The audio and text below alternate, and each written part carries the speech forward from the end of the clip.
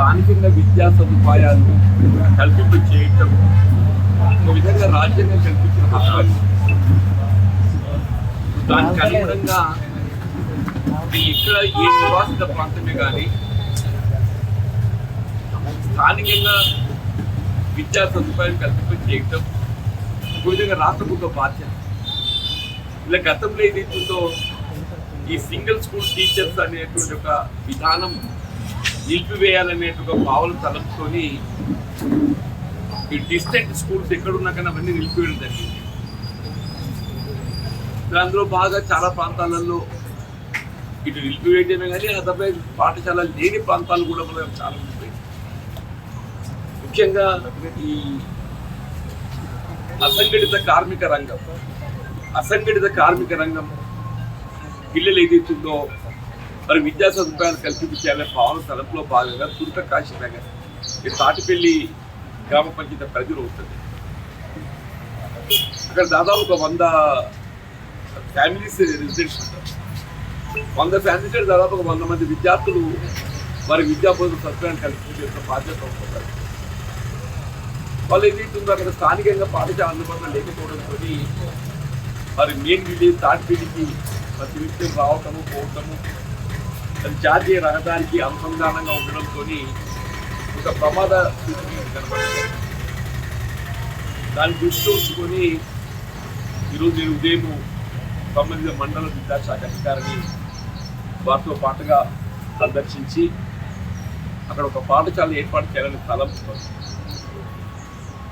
దానికి కావాల్సినటువంటి ఒక నిర్మాణానికి కావాల్సిన స్థలాన్ని కూడా గుర్తింపు చేయడం జరిగింది. తాత్కాలికంగా పాఠశాల ఏర్పాటు కావాల్సినటువంటి ఒక వసతి సౌకర్యాన్ని కూడా గుర్తింపు చేయడం జరిగింది. ఇవాళ తక్షణమే ఇవాళ జిల్లా కలెక్టర్ కూడా మాట్లాడడం జరిగింది. అక్కడ ఒక 2 ఉపాధ్యాయులను ఏర్పాటు చేసి స్థానికంగా ఉండేటువంటి విద్యార్థుల బోధన సదుపాయాలు కల్పించి చేయడానికి ప్రభుత్వాన్ని నివేదించడం. దాంతో పాటుగా జగిత్యాల పట్టణానికి చెందినటువంటి వార్డ్ 7 గోత్రాల కాలనీ అంటారు. గోత్రాల కాలనీ వాళ్ళు కూడా అందరూ అసంఘటిత కార్మికులు పక్కన వారు అనునిత్యం మనకు అడ్డా లేబర్ అంటారు. కానీ అడ్డా లేబర్ కనబడే వారందరూ కూడా వాళ్ళే చెప్పంటారు. మున్సిపాలిటీలో కూడా తాత్కాలిక ఊడ్పరంగా పనిచేసే వాళ్ళు కూడా ఎక్కువ వాళ్ళే ఉన్నారని చెప్పండి. హమాలిసి కూడా వాళ్ళే ఉన్నారు. వాళ్ళ పిల్లలు కూడా స్థానికంగా బోధన సదుపాయం లేక వాళ్ళు ఏమి ధరూరి క్యాంపుకు పోతున్నారు. ధరూరి క్యాంప్ పాఠశాలకు పోవాలంటే ఇప్పుడు నేషనల్ హైవే క్రాస్ చేసి పోవాలి.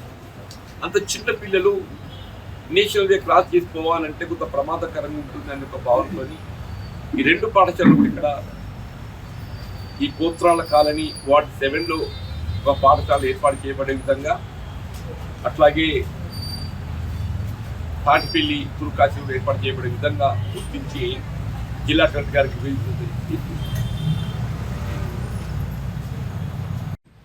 వారు కూడా సానుకూలంగా స్పందించారు. ఈ 2 ప్రాంతాల్లో పాఠశాల ఏర్పాటు చేయడానికి ఒక చర్యలు చేపట్టబడుతుంది. ఇలా వాస్తవంగా యూకే ప్రభుత్వం ఏదైతుందో ఏ రాజ్యాంగం కల్పించిన హక్కు ఇలా ప్రాథమిక విద్య వైద్య సదుపాయాలు ప్రాథమిక హక్కుగా పొందుపరచడం జరిగిందో యూపీఏ ప్రభుత్వం సోనియాగాంధీ గారి యొక్క నేతృత్వంలో విద్యా హక్కు చట్టాన్ని కూడా రూపొందించడం జరిగింది. విద్యా హక్కు చట్టం అంటే ఈ విద్యా హక్కు చట్టానికి అనుగుణంగా ప్రైవేట్ పాఠశాలల్లో కనీసం 25% నిరుపేద వర్గాలకు బోధన సదుపాయాలు కల్పించాలి. ఆర్థిక వెనుకబాటుతనం గురవుతున్న ఇక్కడ స్థానికంగా ఉండేటువంటి ఒక ప్రైవేట్ విద్యాలయాలు ఇవాళ ఈ నిరుపేద వర్గాలకు ఏదైతే బోధన సదుపాయాలు కల్పించాలనేటువంటి ఆంక్షలు కూడా ఉన్నాయని చెప్పండి. ఈ డిస్టెంట్ బెస్ట్ స్కూల్ అనే ఒక ప్రొవిజన్ ఉంది. నిరుపేద వర్గాలకు ఏదైతే ఉందో బెస్ట్ స్కూల్ ఎడ్యుకేషన్ ఒక ప్రొవిజన్ ఉన్నది. ఆశ్చర్యం ఏంటంటే నేను గౌరవ పేద కలెక్టర్ దృష్టికి తీసుకోవడం జరిగింది.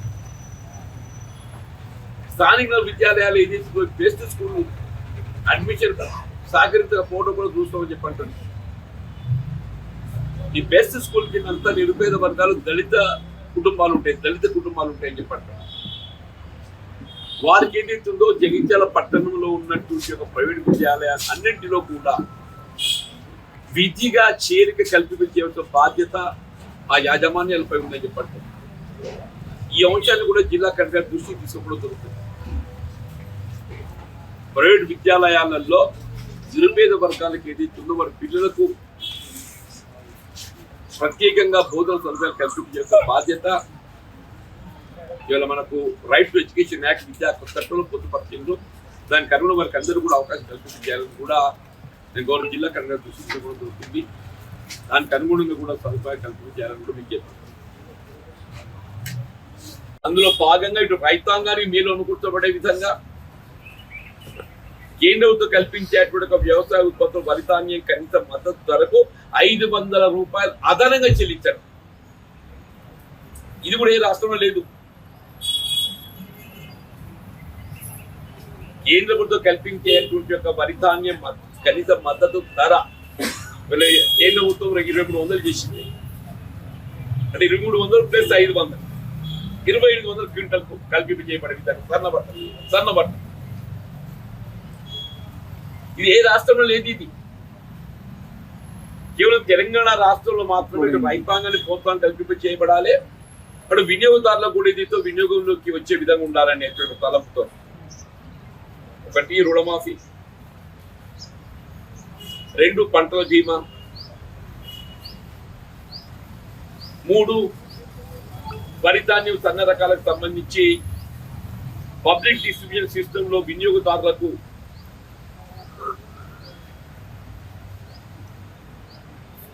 వినియోగానికి పూర్తి స్థాయిలో అనుగుణంగా ఉండబడే విధంగా సన్న రకాలకు 500 రూపాయలు మద్దతు ధర అదనంగా చెల్లింపు చేయబడే విధంగా ఈ 3 ఏ రాష్ట్రంలో ఇప్పుడు నేను చెప్పిన 3 దయచేసి మీరు వీళ్ళ పేర్కొనవలసి మా వైపు ప్రత్యేకంగా లక్ష్మణ్ గారు వాళ్ళు ఈ ప్రెస్ కాన్ఫరెన్స్ ఏర్పాటు చేయాలని మీరు పేర్కొన్నారు. వారు వచ్చే లోపల బీఆర్ఎస్ అయితే కనుమరుగైంది. మరి అటు కనుమరుగైన ఒక పార్టీ గురించి మేము ఎందుకు ఆలోచన చేయాలి? రాష్ట్రంలోనే బీఆర్ఎస్ కనుమరుగైంది. అటువంటి కనుమరుగైన రాజకీయ పార్టీ గురించి మేము ఎందుకు ఆలోచన చేయాలని చెప్పండి. పార్లమెంట్ ఎన్నికల్లో మనం ప్రజాభిప్రాయాన్ని గమనంలోకి తీసుకుంటే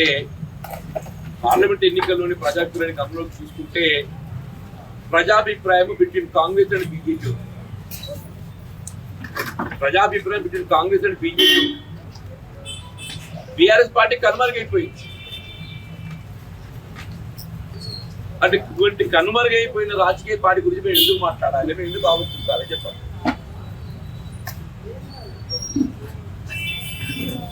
వాస్తవంగా రాష్ట్రంలో రేవంత్ రెడ్డి గారి ఆధ్వర్యంలో ప్రభుత్వం ఏర్పడ్డ తదుపరి ఎన్నికలు చేసిన వాగ్దానాలనే కాదు, ప్రజా అవసరాలు దృష్టిలో ఉంచుకొని అవి ఏమన్నా కానివ్వండి చెప్పండి సమస్యల పరిష్కారానికి ఏదైతుందో పాటుపడుతుంది. ఇక్కడ మహిళలకు సంబంధించినటువంటి ఉచిత రవాణా సౌకర్యమే కానీ, ఆర్టీసీ బస్సులో 200 యూనిట్ల వరకు ఏదైతుందో గృహ అవసరాలకు ఉచిత విద్యుత్ సదుపాయమే కానీ, అంటే 10 లక్షల రూపాయల వరకు రాజీవ్ ఆరోగ్యశ్రీలో ఉచిత వైద్య సదుపాయమే కానీ, ఇల్లు లేని నిరుపేద వర్గాలకు గృహ నిర్మాణ కార్యక్రమం కానీ, కార్యక్రమాన్ని కూడా ఆరంభించేసింది. రుణమాఫీకి సంబంధించి కొంత మాకు ఆర్థిక వనరులు సమకూర్చడం లోపల కొంత జాప్యం. ఇలా గౌరవ ముఖ్యమంత్రి రేవంత్ రెడ్డి గారు ఏదైతుందో మేము ఎన్నికల సమయంలో పేర్కొన్నాం. బిఫోర్ 15th of August ఏ పరిస్థితిలో పూర్తి స్థాయిలో రాష్ట్రంలో 2 లక్షల రూపాయల రుణమాఫీ చేయడం జరుగుతుందని చెప్పారు రాష్ట్ర ముఖ్యమంత్రి గారు. నిన్న జరిగిన కేబినెట్ మంత్రివర్గ సమావేశంలో కూడా యావత్ తెలంగాణ ప్రజానికానికి ఏదైతే రైతాంగానికి ఇచ్చిన మాట ఆగస్టు 15వ తారీఖు లోపల 2 లక్షల రూపాయలు ఏకకాలం రుణమాఫీ యొక్క నిర్ణయం తీసుకుంటానని పెద్దలు జిల్లా కాంగ్రెస్ పార్టీ, జగిత్యాల జిల్లా కాంగ్రెస్ పార్టీ, అదేవిధంగా పెద్దలు జీవన్ రెడ్డి గారి ఆధ్వర్యంలో కూడా వారికి ప్రత్యేకంగా శుభాకాంక్షలు, ముఖ్యమంత్రిగా అభినందనలు తెలియజేస్తున్నాము జగిత్యాల జిల్లా రైతాంగం పక్షాన.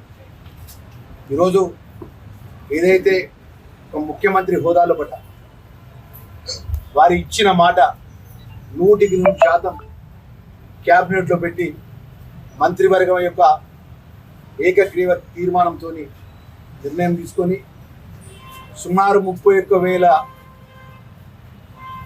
రూపాయలు రుణమాఫీ ఈ భారతదేశంలో ఏ రాష్ట్రంలో ఏ ముఖ్యమంత్రి తీసుకున్నటువంటి చారిత్రాత్మకమైన నిర్ణయం తీసుకున్నారు. వాళ్ళు రైతు చల్లగా ఉంటే రాజ్యం చల్లగా ఉంటుంది. రైతు అండగా ఈ కాంగ్రెస్ పార్టీ గౌరవనీయులు రాష్ట్ర ముఖ్యమంత్రి రేవంత్ రెడ్డి గారి నేతృత్వంలో కూడా రైతుకు అండగా ఉండే విధంగా ఈ నిర్ణయం తీసుకోవడం జరిగింది.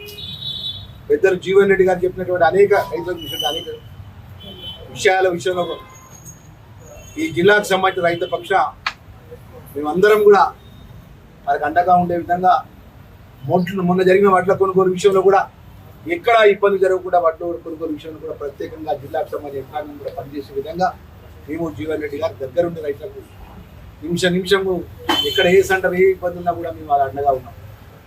రాబోయే కాలంలో కూడా ఏదైతే కాంగ్రెస్ పార్టీ రాహుల్ గాంధీ గారు వరంగల్లో ఇచ్చిన రైతు డిక్లరేషన్ ప్రకారం ఇచ్చిన మాట అమలు చేసే విధంగా రాహుల్ గాంధీ గారు కానీ, సోనియా గాంధీ గారు కానీ, మల్లికార్జున ఖార్గే గారు కానీ తెలంగాణ ప్రజలకు ఇచ్చినటువంటి ప్రతి మాట అమలయ్యే విధంగా రాష్ట్ర ముఖ్యమంత్రి గారు మన నిర్ణయం తీసుకున్న భాగంగా నిన్న రైతు రుణమాఫీ నిర్ణయం తీసుకోవడం జరిగింది. దానికి గాను జగిత్యాల జిల్లా ఉన్నటువంటి 18 మండల కాంగ్రెస్ పార్టీ అధ్యక్షులు, బ్లాక్ కాంగ్రెస్ పార్టీ అధ్యక్షులు పెద్ద ఎత్తున ప్రతి మండలంలో మరి వారికి శుభాకాంక్షలు, అభినందనలు చేసే కార్యక్రమాలు చేపట్టాలని చెప్పేసి పెద్ద జీవన్ రెడ్డి గారు మేము పిలుపునియడం జరుగుతుందన్న విషయాన్ని మా జిల్లా కాంగ్రెస్ పార్టీ పక్షాన కాంగ్రెస్ పార్టీ శ్రేణులకు అందరూ కూడా మేము గుర్తు చేస్తున్నాము. దయచేసి మా మిత్రులందరూ కూడా మనం ఏదైతే ఆపోజిషన్లో 10 సంవత్సరాలు రాజ్యమైనటువంటి టీఆర్ఎస్ పార్టీ వారు మేనిఫెస్టోలో పెట్టినటువంటి అంశాన్ని ఏది అమలు చేయకపోగా 10 సంవత్సరాల అధికారం ఉంది.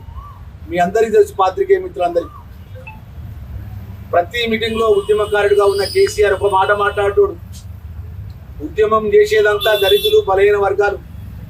మరి దళితులు బలహీన వర్గాలకు తెలంగాణ వచ్చిన వెంటనే మొదటి ముఖ్యమంత్రిని దళితులు చేస్తా అన్నాడు. మేనిఫెస్టోలో పెట్టిండు ప్రతి ఒక్కరికి డబుల్ బెడ్రూమ్ ఇల్లు కట్టిస్తా అన్నాడు, పేదవాళ్ళకు 3 ఎకరాల భూమి ఇస్తా అన్నాడు. ఏ ఒక్కటి అమలు చేయలేదు. కానీ మేము వచ్చి 6 నెలలు 7 నెలలు బట్టి మధ్యలో 2 నెలలు ఎలక్షన్ ఏదైతే కోడ్ ఉంది, మరి 2 నెలల్లో బట్టే మా యొక్క కార్యక్రమాల విషయంలో బట్ట మరి 10 సంవత్సరాల అధికారం ఉన్నటువంటి హరీష్ రావు మాట్లాడాడు. మరి కాంగ్రెస్ పార్టీ ఇచ్చిన గ్యారంటీ పథకాలు ఏమైనాయి, ఒకవేళ రుణమాఫీ చేస్తే నేను రాజీనామా చేస్తానని. నువ్వు కాదు రాజీనామా, నువ్వు రాజీనామా తయారుండు, మీ బాబార్తి కేటీఆర్ కూడా రాజీనామా పత్రం పట్టుకొని తయారు ఉండండి. అప్పుడు కాంగ్రెస్ పార్టీ రేపు పొద్దున ఆగస్టు 15వ తారీఖు లోపల పూర్తి రుణమాఫీ, ఏకకాలం లోపల రుణమాఫీ పూర్తి తెలంగాణ రైతాంగానికి రుణమాఫీ అయిన తెల్లారి 16వ తారీఖు పొద్దున నువ్వు రాజీనామా పత్రం ఇవ్వాలని చెప్పేసి హరీష్ రావు డిమాండ్ చేస్తున్నాం. ఎందుకంటే నువ్వు మాట్లాడేటప్పుడు నీకున్నటువంటి ఏదైతే మాట్లాడే చతురతతో ప్రజల్ని అయోమయంగా మానసికంగా ప్రజలను కన్ఫ్యూజ్ క్రియేట్ చేసే విధంగా నువ్వు మాట్లాడే చతురత ఏదైతే ఉన్నదో, నువ్వు ఇచ్చిన మాట నువ్వే చెప్పినావు, కాంగ్రెస్ పార్టీ రుణమాఫీ చేస్తే నేను రాజీనామా చేస్తాను, దానికి కట్టుబడి ఉండాలని చెప్పి జిల్లా కాంగ్రెస్ పార్టీ పక్షాన వారిని డిమాండ్ చేస్తున్నా. ముఖ్యంగా మరి ఈరోజు గౌరవనీయులు రేవంత్ రెడ్డి గారు మాట్లాడినటువంటి విషయాన్ని మన ప్రభుత్వంలో ఒక బాధ్యత గల శాసనసభ్యుడిగా విప్పుగా మేమున్నాం. అసెంబ్లీ జరిగేటప్పుడు ప్రతి ఒక్క సబ్జెక్టు మీద పవర్ ప్రజెంటేషన్ జరిగింది. ఇరిగేషన్ మీద కానీ, కరెంటు మీద కానీ, రాష్ట్ర బడ్జెట్ మీద శ్వేతపత్రము విడుదల చేసిన రాష్ట్ర ముఖ్యమంత్రి గారు. 10 సంవత్సరాల రాజ్యంలో ఉన్నటువంటి ఏదైతే కేసీఆర్ గారు కానీ వారి ప్రభుత్వం మరి బడ్జెట్ ఏ విధంగా అయోమయ పరిస్థితులు రాష్ట్ర బడ్జెట్ దిగదార్చిపోయింది, ఎంత అప్పులపాలు చేసిందనే విషయాన్ని శ్వేతపత్రం పెడితే మాట్లాడలేని దుస్థితి ఆ రోజు అసెంబ్లీలో అప్పుడున్నటువంటి హరీష్ రావు గారి, కేటీఆర్ గారి, టీఆర్ఎస్ పార్టీ శాసనసభ ఎవరు మాట్లాడలేకపోయింది. మన అంత మన ఆర్థికంగా ఈ సంక్షోభంలో ఉన్నటువంటి రాష్ట్రాన్ని కూడా మరి ముఖ్యమంత్రి గారు చిత్తశుద్ధితోని మంత్రివర్గం అంతా చిత్తశుద్ధితోని ఒక గడిలో పెట్టి ప్రజలకు సంబంధించిన మేలు జరిగే కార్యక్రమాల విషయంలో కూడా రైతాంగాన్ని మేలు జరిగే విషయంలో కూడా ఈ లోపల సాహసోత్తమైన నిర్ణయం తీసుకున్నారు. కాబట్టి ప్రతి ఒక్క కాంగ్రెస్ పార్టీ కార్యకర్త, గ్రామాల్లో ఉన్న కాంగ్రెస్ పార్టీ కార్యకర్తలు అందరం కూడా పెద్ద ఎత్తున రేపటి నుంచి ప్రతి మండలి హెడ్‌క్వార్టర్లో కూడా మరి శుభాకాంక్షలు, అభినందన కార్యక్రమాన్ని చేపట్టాలని చెప్పి మరొకసారి సవినయంగా మనవి చేసుకుంటూ సెలవు.